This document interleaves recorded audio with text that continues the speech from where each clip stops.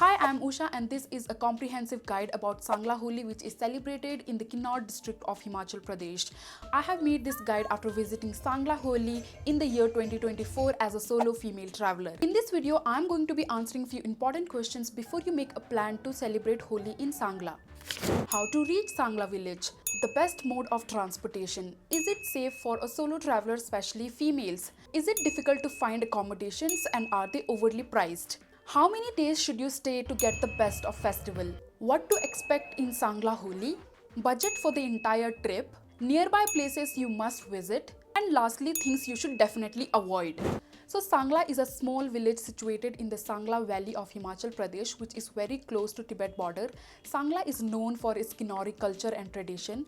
Unlike the urban style of Holi, the festival here is celebrated with traditional dance, music, rituals that reflect the rich heritage of this region. The entire village gathers to celebrate Holi from sunrise to sunset for 4 days, known as Faguli festival. So the event starts 3 days prior to the main Holi that is marked on the calendar. Fourth day making it as a main event that happens in the heart of Sangla, that is Nag Bearing Temple. This year it would take place from 11th to 14th of March. Now let's talk about how to reach Sangla village. If you are not from Delhi or Chandigarh, you will have to fly to these 2 points from where you can get the bus. However, if you live within Himachal, you can also get a bus from Shimla or Manali. Unfortunately, there is one direct bus which goes to Sangla from ISBT New Delhi that is provided by HRTC. The cost is approximately 1100 and the duration for journey would be somewhere around 19 to 20 hours. If you are a solo traveler and can't take such long bus rides, then I would suggest you to go till Rampur, stay there overnight and then reach Sangla the next day. There are more buses from ISBT New Delhi that go to Rampur. Is it easy to find accommodations and are they overly priced? Yes, during the 4 days of Holi event, the hotel and hostels bed become very expensive and they are mostly sold out months before the actual event. If you are a solo traveler, I would suggest you to sort out and book the place in advance before you travel to Sangla. However, if you're not getting a place in Sangla, the important tip here is to find a place in the nearby villages like Kupa or Raksham, wherein the prices could be slightly cheaper. Also, opt for stay packages which include your breakfast and dinner.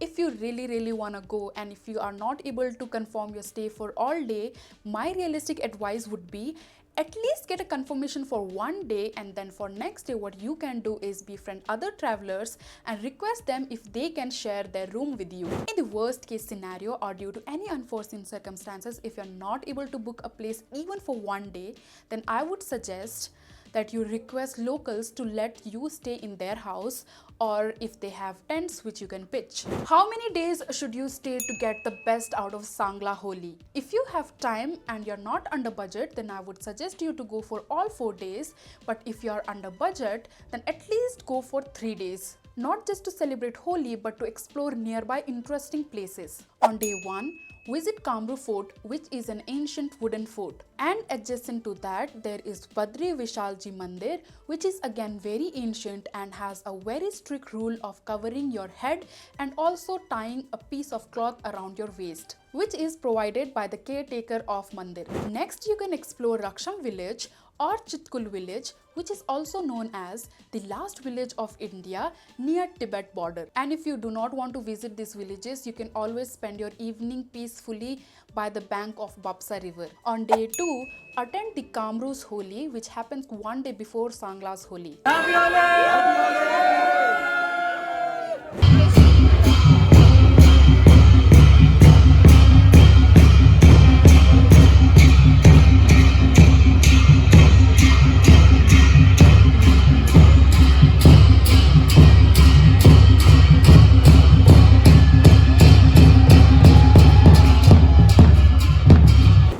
Kamru and Sangla's Holi, the locals dress up as the characters from Ramayana and also make a figure of Holika which they move around as they go places. The Kamru Holi starts in the morning from temple situated in the village where they give you breakfast and colors.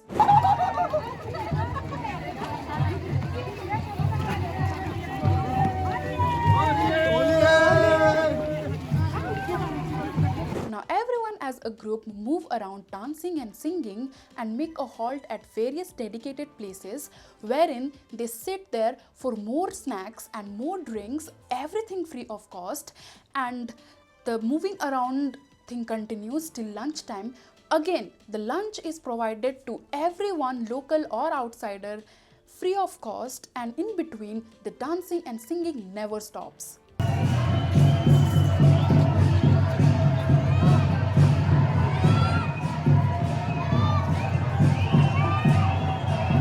This event takes place for the entire day, which circles back to the temple, and in the evening the locals dress up in their traditional attire, once again continue to dance and sing their folk songs. Before Holika Dahan, there are few scenes that are once again played from Ramayana.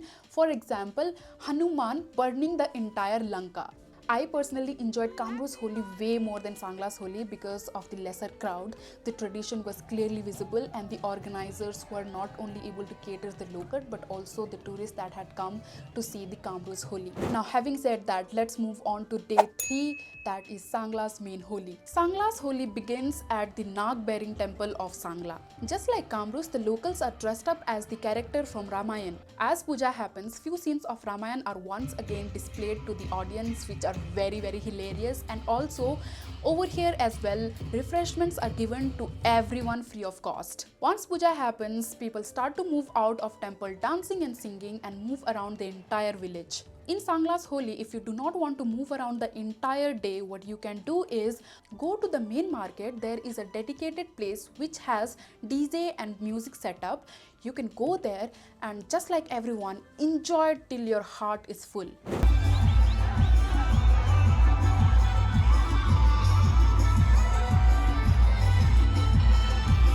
What would be the budget of this trip? So I am assuming that you are on a tight budget, would be traveling by bus from Delhi.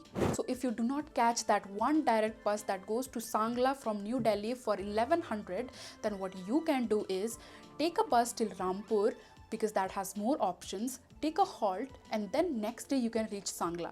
Rooms on a sharing basis including breakfast and dinner can cost you somewhere around 1000 to 1200 per day, which will also depend in which village you are staying. I stayed in Kupa, that is one village before Sangla, with 7 other people in one room and costed me 1200 per day, including breakfast and dinner. So if you're planning to travel Delhi to Delhi for 3 days just visiting Kamru and Sangla, then the stay can cost you somewhere around 4500, the travel 2200, and extra meals for 3 days can cost you somewhere around 1000. This is the approx budget that you can keep in mind. Few of my fellow travelers have done it even under 5k from Delhi to Delhi. Now let's come to the most important part of this video, that is things you should avoid and keep in mind. Keep a good pair of shoes as you have to walk around a lot and it is a mountain region, so avoid taking heels because they'll only hurt you. Don't forget to pack warm clothes as it is cold during the day, and at night the temperature can even go up to -degree, so pack accordingly. Avoid bringing your personal vehicles. If you do bring it, then make sure that your experience and your vehicle is 4x4 as it could also snow. Don't forget to keep a power bank, especially if you're a content creator, because the charge in your battery may drain out faster than usual because of the cold temperature. And lastly, do not forget to have fun and enjoy the festival of Holi. If you have considered all these points, then you're good to go for Sangla's Holi, but save this video just in case you have to do some last minute checks, and share this video with someone who is planning for Sangla's Holi. I'll see you in the next one. Bye.